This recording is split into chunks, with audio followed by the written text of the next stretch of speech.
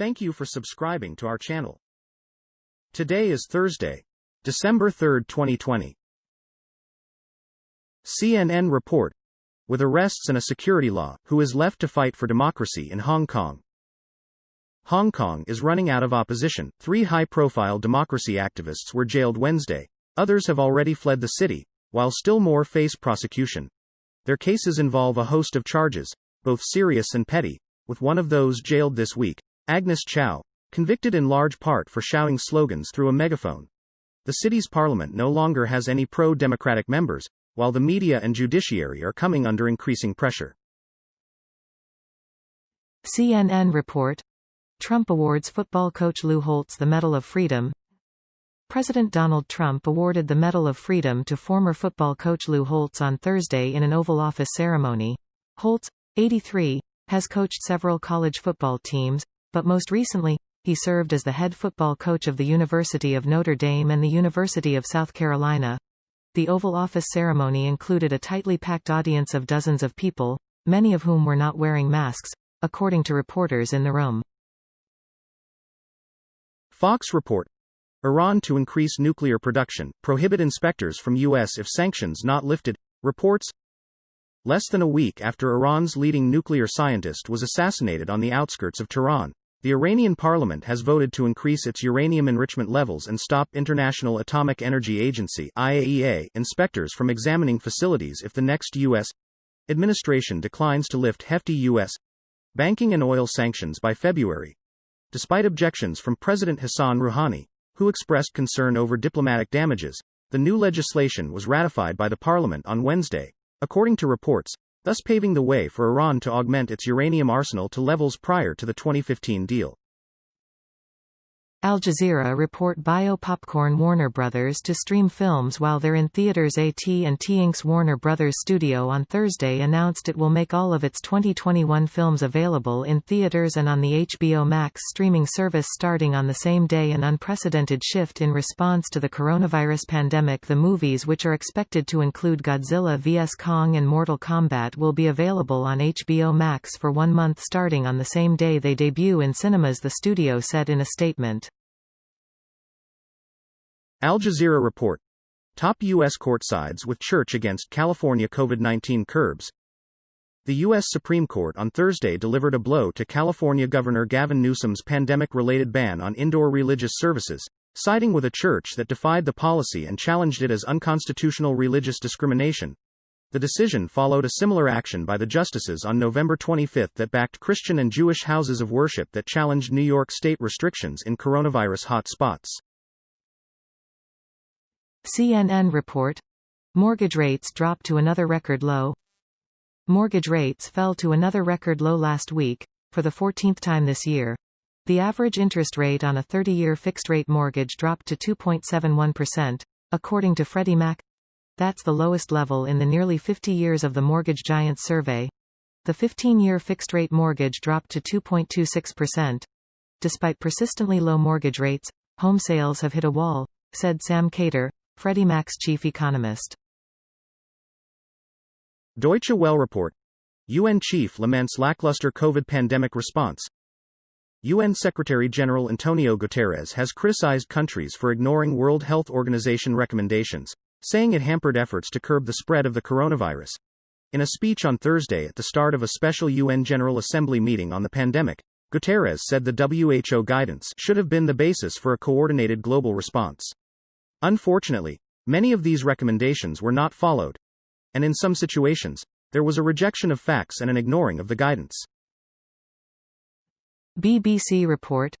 3 ex-US presidents pledged to film themselves getting COVID vaccine.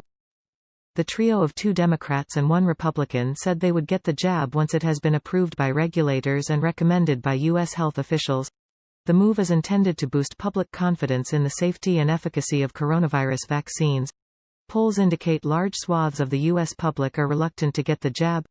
A Gallup poll, conducted in October before the results of the Pfizer and Moderna vaccine trials were released, showed roughly 6 in 10 Americans would be willing to take the vaccine, up from a low of 50% in September. Fox report. Mother in Sweden no longer suspected of confining son to apartment for 28 years. Prosecutors in Sweden are dropping a case against a 70-year-old woman accused of locking up her son inside their apartment for nearly 3 decades, saying investigators have found no evidence he was being held against his will. The mother, who has denied imprisoning her now 41-year-old son, was released from custody Thursday after being held on suspicion of unlawful deprivation of liberty and grievous bodily harm. Fox report. Kyle Rittenhouse to stand trial on all 6 counts related to fatal Kenosha protest shooting. A judge on Thursday ruled that Kyle Rittenhouse will stand trial on all 6 counts related to the shooting deaths of 2 men and wounding of a third during a protest in Kenosha, Wis. In August, the decision came after Rittenhouse, a 17-year-old from Antioch, Ill., appeared in a Kenosha County preliminary court hearing held via Zoom. The teen was freed from jail last month after posting a $2 million bond, with most of the money raised through a legal defense fund set up by conservatives portraying him as a patriot protecting other people's property. BBC report. Namibia, man named after Adolf Hitler wins local election. Unona Adolf Hitler was elected last week as councillor for the Ompundya constituency. In an interview with German newspaper Bild, he insisted he had nothing to do with Nazi ideology.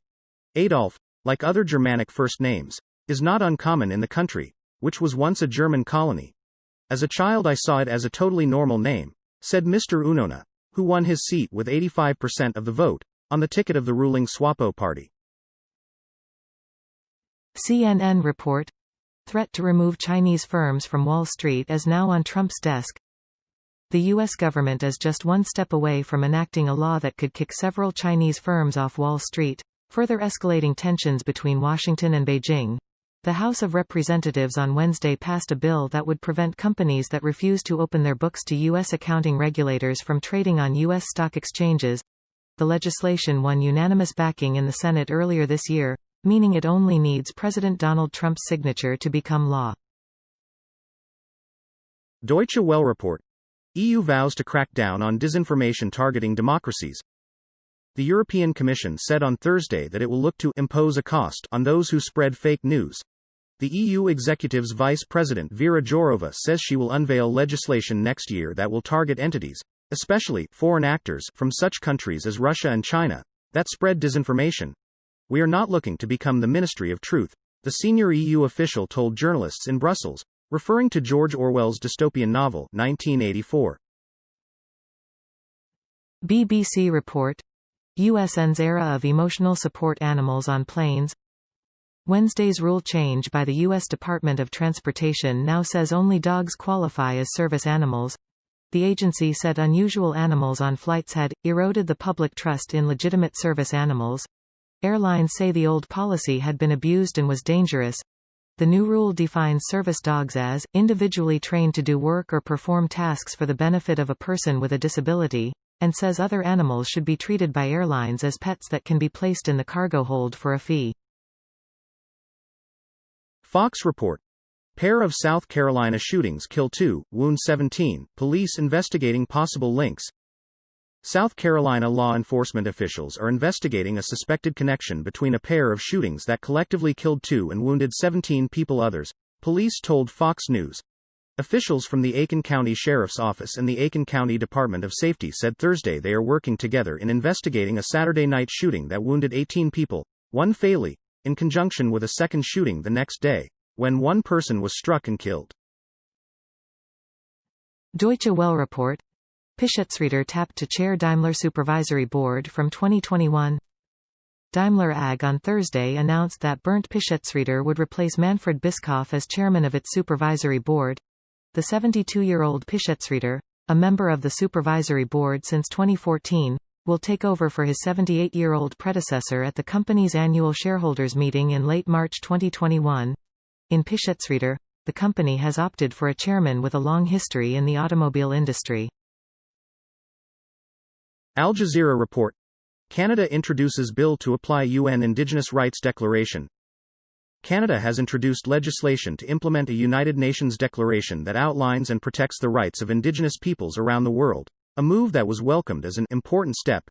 In a news conference on Thursday alongside Indigenous leaders, Justice Minister David Lametti outlined Bill C-15, which aims to get Canadian laws in line with the UN Declaration on the Rights of Indigenous Peoples (UNDRIP).